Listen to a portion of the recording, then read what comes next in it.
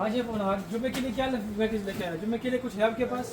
हाँ भाई, जुम्मे के लिए बहुत सारा पैकेज है ना, बस जुम्मे के लिए ऑफर लेके आया। ये देखो, एक पैकेट किशमिश, एक पैकेट पिस्ता, एक पैकेट काजू, एक पैकेट तुर्की का लॉजेस, और एक पैकेट बच्चे का टेस्टी लॉजेस, और एक पैकेट गाय वाला लॉजेस, और 6 पीस साबान, 6 पीस शैम्पू, 5 पीस मोप और 5 पीस फेयर एंड लवली। ये कितने तक मिलता है बाहर में मालूम है? 400 रियाल में। पर हम क्या दे रहे हैं मालूम है? बस 199 रियाल में। और क्या चाहिए आपको बताओ? 190 रियाल में बस जुम्मे के दिन के लिए कॉम्बो ऑफर दे रहा है। ये पूरा पूरा हाँ, 199 पूरा सामान 199 रियाल में मिलेगा। माशाल्लाह, ये तो फ्री है बिल्कुल। हाँ, और आ ये जाओ, आ जाओ। वीडियो देख कर आएगा तो और क्या है? आ जाओ आ जाओ। और भाई के लिए मैं साथ में एक अल्ट्रा 3 वॉच गिफ्ट में दूंगा।